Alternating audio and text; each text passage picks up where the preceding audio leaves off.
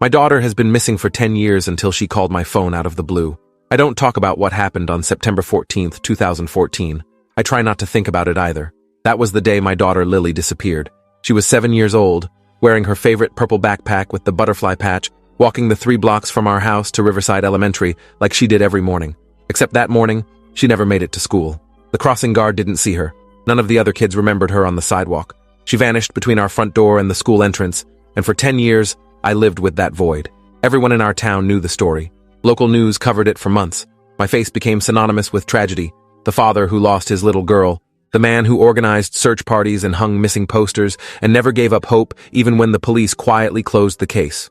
I became an advocate for missing children, speaking at conferences, consulting on other cases, building a whole identity around being the parent who survived the unsurvivable. That's what everyone saw. The devoted father still searching. Nobody knew the truth about what really happened that September morning. 3 days ago, I was sorting through old photos for a presentation at a Missing Children's Foundation event when my phone rang.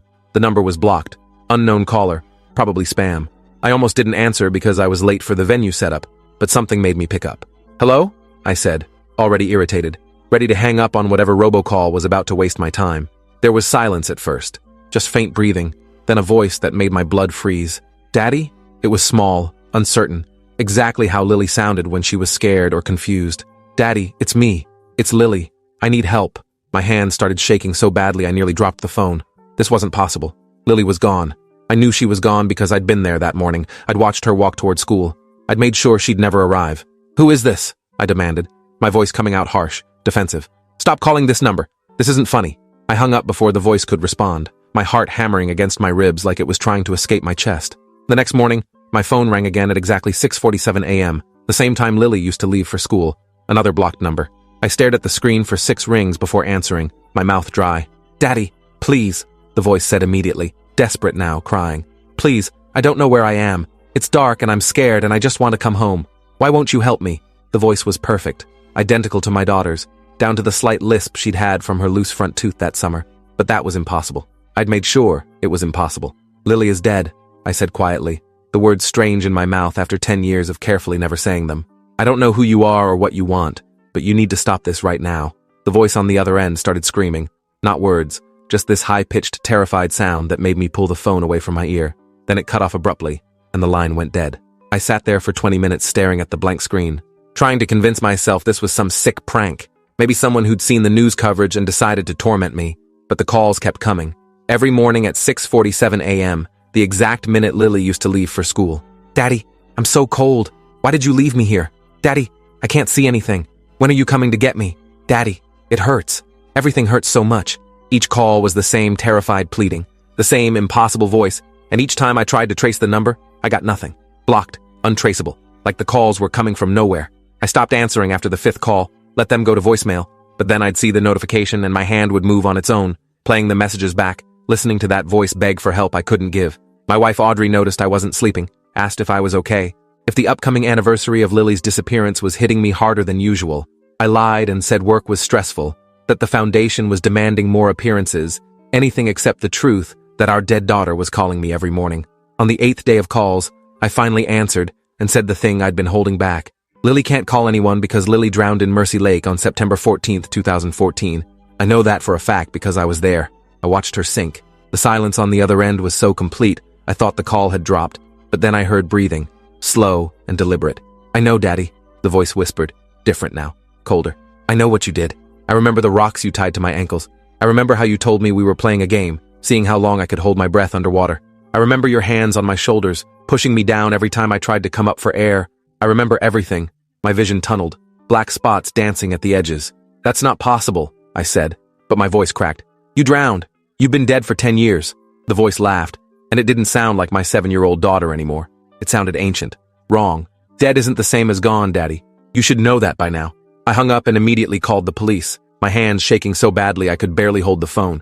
Detective Morrison, the same cop who'd worked Lily's original case, met me at my house within an hour. I showed him my call log, all the blocked numbers, tried to explain without explaining too much. "Someone is harassing me," I said. "Someone who knows about Lily, who's using her voice, who's trying to drive me crazy." Morrison looked at me with that patient expression cops get when they think you're losing it. "Mr. Whitmore, I understand the anniversary is coming up. These things can trigger false memories, stress hallucinations. Have you considered talking to someone? He meant a therapist. He thought I was having a breakdown. These calls are real, I insisted. Listen to the voicemails. But when I played them back on speaker, there was nothing.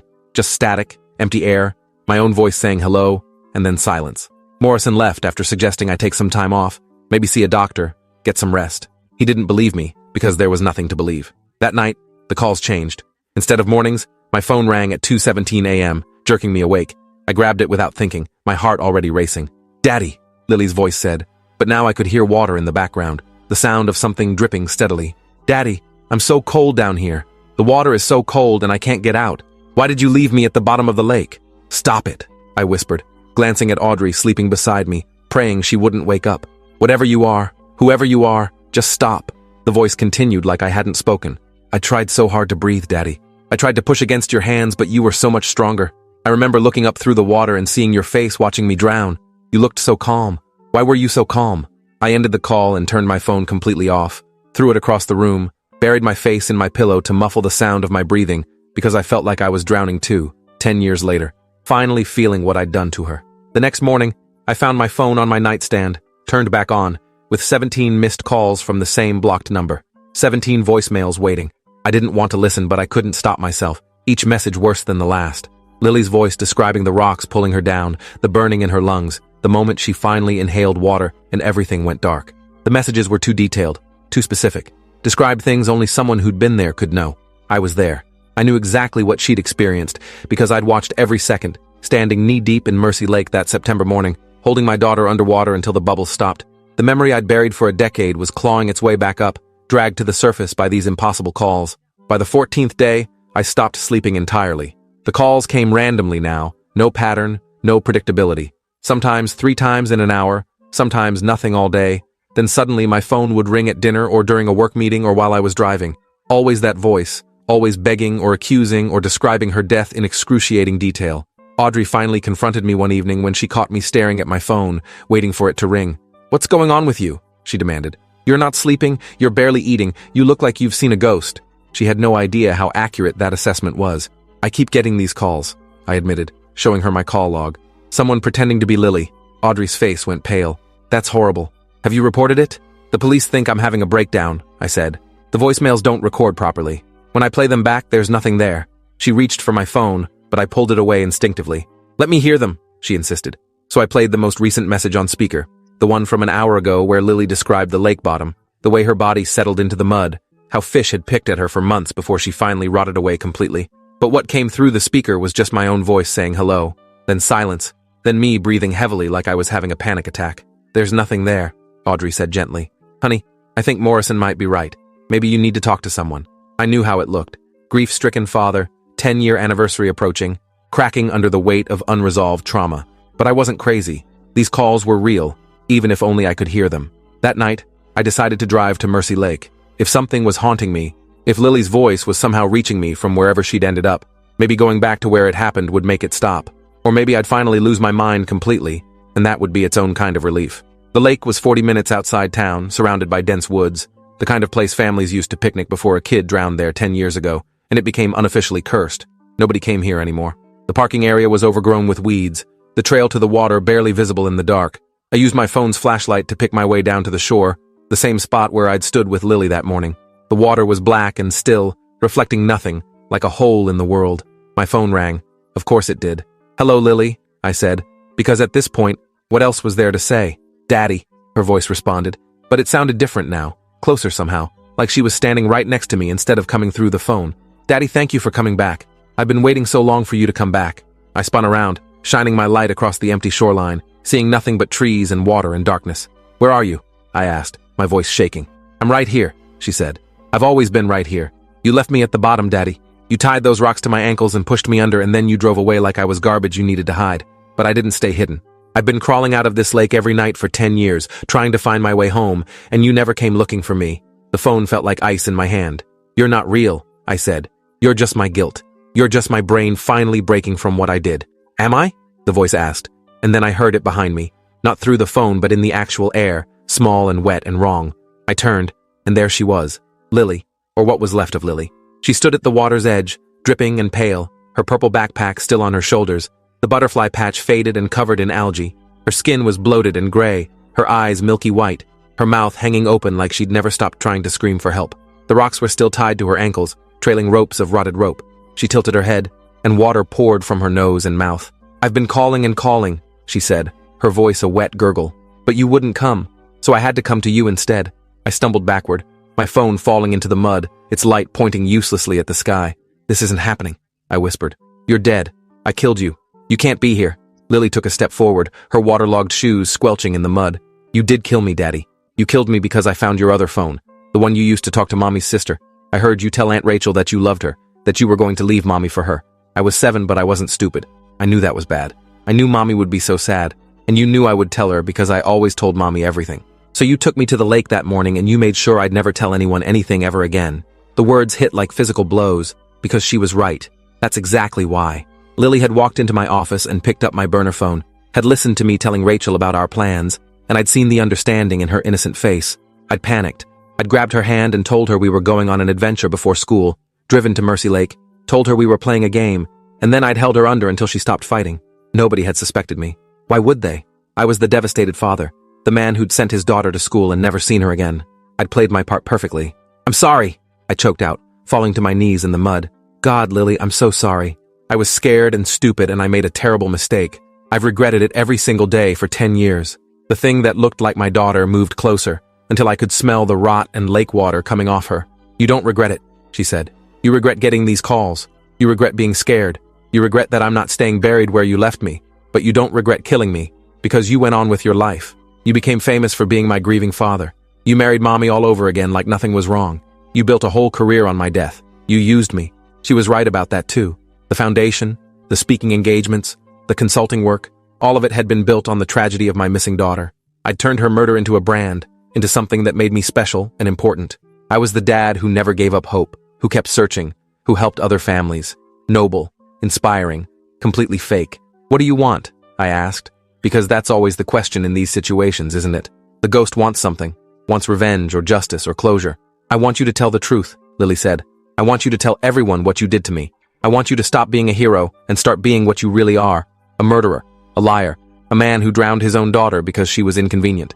"I can't," I said automatically. "If I tell the truth, I lose everything. My life, my freedom, Audrey, my reputation, everything I've built." Lily's bloated face somehow managed to smile. "You should have thought about that before you tied rocks to my ankles, Daddy. But you didn't think, did you? You just acted, and now you have to face what you did. Tell the truth, or I'll make sure you can't ignore me anymore. I'll appear in your bedroom. I'll show myself to Audrey. I'll stand behind you at your precious foundation events. I'll scream the truth where everyone can hear it until you have no choice." I stayed on my knees in the mud for a long time after she sank back into the lake, watching the water ripple and then go still again, like she'd never been there. My phone was still lying in the mud, screen cracked but somehow still working, and when I picked it up, I had a new voicemail. From myself, my own voice, recorded, saying, "September 14th, 2014, Mercy Lake. I drowned my daughter Lily because she was going to tell my wife about my affair. I weighted her body with rocks and left her at the bottom of the lake. I've been lying about it for 10 years. The recording was crystal clear, no static, impossible to deny. I drove home in a daze, knowing what I had to do, but desperately trying to find another option, any option. Maybe I could say the recording was fake, that someone was trying to frame me. Maybe I could run, disappear, start over somewhere else. Maybe I could finally do what I should have done 10 years ago and drive myself into Mercy Lake with rocks tied to my own ankles. When I got home, Audrey was waiting up, worry etched on her face. "Where were you?" she asked. "It's 3 in the morning. I was about to call the police. I went to Mercy Lake," I admitted. I needed to go back there." Audrey's expression shifted from worry to something harder. "Why would you go there in the middle of the night?" I could feel it building in my chest. The truth I'd been holding back for a decade. The confession Lily's ghost had demanded. The words started coming out before I could stop them, everything spilling out in a rush. The affair with Rachel, Lily finding the phone, the drive to the lake, the rocks, the way she'd struggled, how long it took, where I'd left her body. Audrey listened to all of it with her face getting paler and paler, her hands gripping the edge of the kitchen counter so tight her knuckles went white. When I finished, the silence was deafening. "You killed her," Audrey finally said, her voice barely a whisper. "You killed our daughter, and then you let me grieve for 10 years thinking she'd been taken by a stranger. You let me blame myself for letting her walk to school alone. You used her death to build your career. You stood at her memorial service and cried, and the whole time you knew exactly where she was." "I'm sorry," I said, but the words sounded hollow even to me. I was scared, and I panicked, and I made a horrible mistake. Audrey laughed, but there was no humor in it. A mistake is forgetting to pick up milk. You committed murder. You murdered our 7-year-old daughter because it was convenient. She pulled her phone from her pocket. I'm calling the police. Wait, I said, reaching for her, but she stepped back like I was venomous. Don't touch me, she hissed. Don't ever touch me again. You're a monster. She dialed 911, and I didn't try to stop her. What was the point? Lily was right. This was always where it was going to end. Detective Morrison arrived within 20 minutes, along with 3 other officers. He read me my rights while Audrey sobbed on the couch, refusing to even look at me. They found the recording on my phone, my own confession, clear as day. They searched my computer and found old emails with Rachel, found the burner phone hidden in my office, found a decade of lies carefully preserved. Morrison asked if I wanted a lawyer before we talked, and I said no. I told them everything. Every detail Lily's ghost had made me remember. The drive to the lake, the rocks I'd found by the shore, the way I'd told her it was a breath-holding game, how long I'd had to hold her under, where exactly I'd left her body. They organized a dive team for the morning, and by noon, they'd recovered what was left of her. The medical examiner confirmed the rocks tied to her ankles, the evidence of drowning, everything exactly as I'd described. The case that had been cold for 10 years was suddenly solved, and the hero father was actually the killer all along. The trial was brief. I pled guilty to murder and gave up my right to appeal. There wasn't much point in fighting it with the evidence they had, with my recorded confession, with my own testimony. The prosecution painted me as a monster who'd killed his child to hide an affair, who'd then exploited her death for a decade of fame and sympathy. They weren't wrong. My lawyer tried to argue mental health issues, temporary insanity, suggested I'd had some kind of breakdown that morning, but the jury saw through it. Premeditation was written all over what I'd done, from the rocks to the location, to the perfect cover story I'd maintained for years. They convicted me in less than 3 hours, and the judge sentenced me to life without parole. Audrey divorced me before the trial even ended, filed papers and refused to attend any hearings. I don't blame her. Rachel moved away and changed her name, trying to distance herself from the scandal. The Missing Children's Foundation erased me from their history, scrubbed my face from their website, returned donations I'd helped raise. Everything I'd built collapsed in a matter of weeks. I'm writing this from prison, where I'll spend the rest of my life. The calls stopped after my arrest, after I told the truth like Lily's ghost had demanded. My phone was taken as evidence anyway, but even before that, the morning calls at 6:47 had finally gone silent. Sometimes I wonder if it was real, if my daughter's spirit actually haunted me from the bottom of Mercy Lake, or if my guilt finally broke through the walls I'd built around it and manifested as the only thing that could force me to confess. The psychologist they make me see says it was a psychotic break, that the stress of maintaining the lie for a decade finally fractured my mind and created the hallucination of Lily calling me, that the anniversary approaching triggered a complete psychological collapse that made me confess to something I'd successfully hidden for years.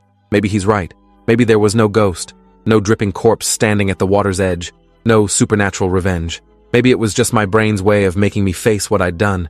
But sometimes, late at night in my cell, I hear my daughter's voice. Not through a phone this time, but in the walls, in the pipes, in the air itself. "Thank you for telling the truth, Daddy," she whispers. "Thank you for finally letting me rest."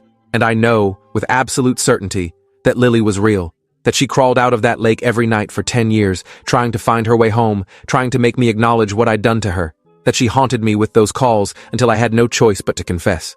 The living can lie and hide and pretend, but the dead don't forget. They wait, they watch. They find ways to make the truth surface, no matter how deep you've buried it.